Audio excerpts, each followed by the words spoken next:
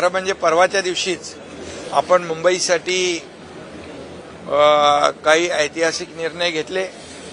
पागडी मुक्त मुंबई आणि त्याचबरोबर सर्वांना जवळपास 20,000 इमारतींना ओसी देण्याचा निर्णय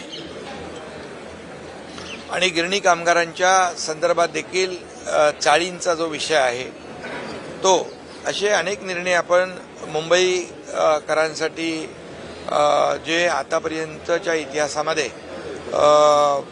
मुंबईकरांसाठी वरदान ठरतील आणि पुनर्विकासाचा देखील त्यांचा मार्ग मोकळा होईल. परंतु आज देखील सिडकोचा विषय तुम्ही घेतलाय, त्यामुळे सिडकोची जी घरं आहेत त्याची EWS आणि LIGसाठी ज्या घरांच्या किमती होत्या त्या बाबतीमध्ये देखील अनेक लोकांच्या मागण्या होत्या आणि त्या बाबतीत देखील बैठका झाल्या होत्या आणि ती घरांची किमती देखील कमी करण्यासंदर्भात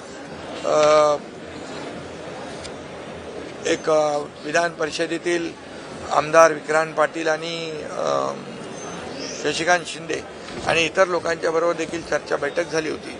आणि इतरही आपल्या नागरिकांची मागणी गेल्या अनेक वर्षापासून होती की सिडकोची घरं त्याचे दर कमी करा आणि आजच्या याच्यामध्ये आपण 10% त्या घरांमध्ये रकमेमध्ये सवलत देण्याचा निर्णय घेतला, जेणेकरून नव्या मुंबईमध्ये जवळपास 17,000 घरं या घरांमध्ये जे लॉटरीच्या माध्यमातून लॉटरी निघेल त्या 10% रक्कम कमी करण्याचा निर्णय आम्ही घेतला आहे. जसं आदरणीय प्रधानमंत्री महोदयांचं जे संकल्पना आहे हाऊसिंग फॉर ऑल, त्या संदर्भामध्ये देखील म्हणजे याचा फायदा होईल आणि लोकांना परवडणाऱ्या दरांमध्ये चांगली घरं मिळतील. त्यामुळे हा एक निर्णय लोकांसाठी फायद्याचा आहे.